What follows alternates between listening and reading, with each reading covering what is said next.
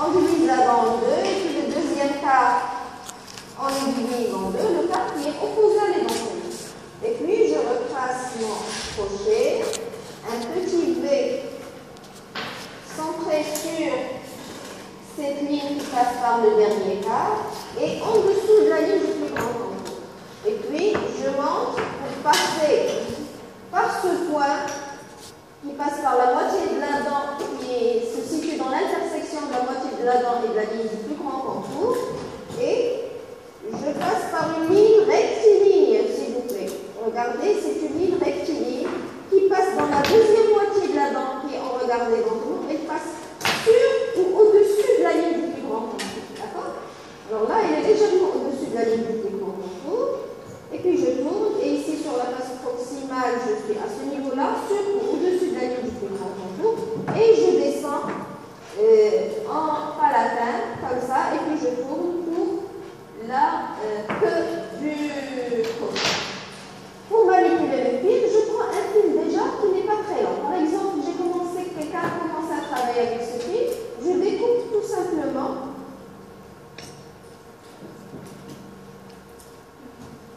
Je découpe cette partie, d'accord? Et ce qui me reste de ce fil est parfaitement suffisant, d'accord? Je commence par réaliser la première échancrure. Donc, il suffit ici, l'échancrure est comme ça. Donc, j'oriente mon fil de façon à avoir la même orientation de l'échancrure. Je la mets dans la deuxième encoche de la pince Valdache, d'accord? Je la travaille sur le champ, bien sûr, et j'appuie, d'accord? En appuyant, j'obtiens ça. Vous voyez? Regardez ici, c'est bien, mais c'est trop long, parce que j'ai travaillé sur la deuxième échancrure. Donc, je vais tout simplement diminuer très légèrement.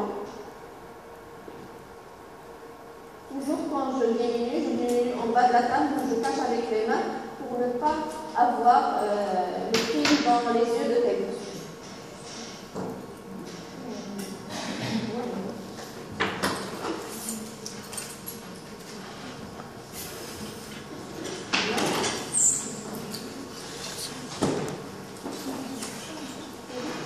Alors, regardez, maintenant, je pose, vous voyez bien? Je pose le crochet, le V, sur le V que j'ai tracé. Il est bien centré sur la ligne qui passe par le dernier quart. Et maintenant, je dois l'adapter dans le sens, je dois l'adapter sur la dent. Pour l'adapter sur la dent, je dois travailler sur quoi? Sur le champ ou sur le plat? Sur le plat. Bon, heureusement ou malheureusement, là, j'ai déjà une bonne adaptation.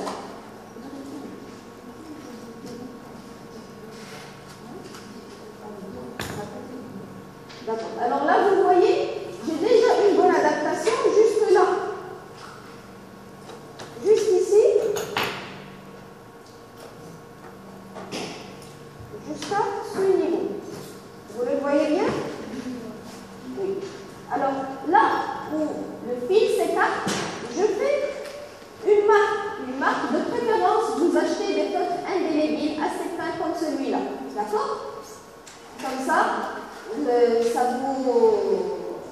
vous avez des marques qui sont bien nettes et pas très larges. Vous savez où est-ce que vous devez manipuler. Mais à ce niveau, je dois adapter dans ce sens, mais je dois aussi, regardez, mon fil, il doit descendre. Donc je commence par quoi? Par descendre le fil ou bien par adapter le fil? Je commence par descendre le fil. Et pour descendre le fil, je travaille sur le champ. Très bien. Alors, toujours regardez, je vais encore la mettre en évidence. Voilà ma marque. Et je dois mettre ma pince juste avant, avec ce petit mort, s'il vous plaît. Ce petit mort, juste avant la marque. Hop. Et puis, je fais descendre.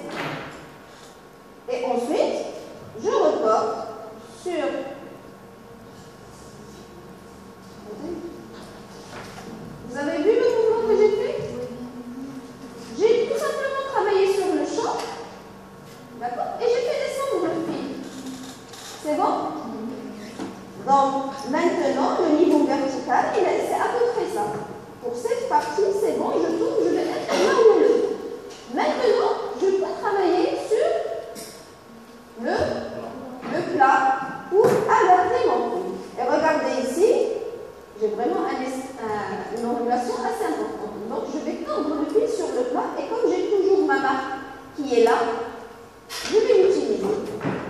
Je vais donc prendre toujours ma pince juste avant la marque. D'accord? Je pose et puis je fais tourner.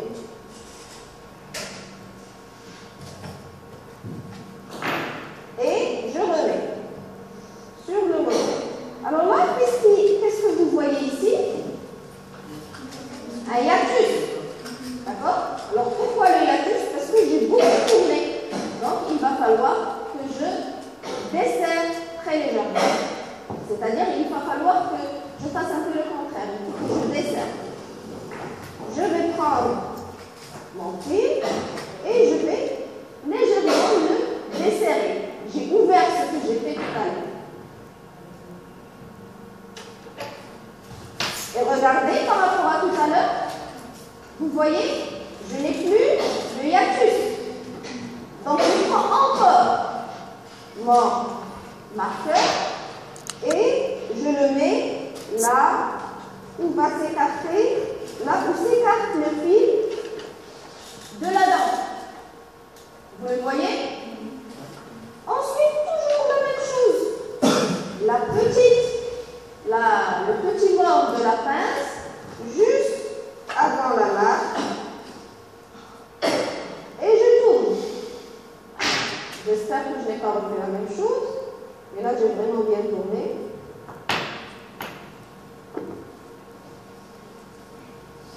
Là, c'est un peu adapté à ce niveau, mais 1 mm plus loin, je déplace. Vous voyez, je ne le fais pas d'un seul coup. Je le fais millimètre par millimètre. Tout doucement. À ce niveau, je remets ma marque. D'accord? Je repose ensuite ma pince. Et je fais tourner. Je remets. Et là, je pense que j'ai un peu trop serré. Vous voyez? J'ai un peu trop serré. Donc, je vais encore ouvrir. Quand vous serrez, il faut ouvrir. Donc, j'ouvre encore très légèrement et je remets sur le modèle. Et je fais toujours attention à ce que, ici au niveau vestibulaire, vous voyez, je dois toujours remettre le crochet là où il était. Parce que si vous faites attention juste au niveau proximal et que vous ne faites pas attention au niveau vestibulaire, vous allez allonger peut-être le proximal, mais vous allez bousiller le vestibulaire. Donc il faut toujours remettre le crochet là où il le faut au niveau vestibulaire. Ensuite, j'appuie dessus et ensuite je fais ça. Maintenant, je vais encore déplacer d'un autre petit millimètre ma marque. Je dois voir ici peut-être 15 degrés. Je dois appuyer d'à peu près 15 degrés. Encore mon petit mot juste avant la marque. Et puis, un petit mouvement. D'accord? Et je remets en place. Regardez l'adaptation vestibulaire.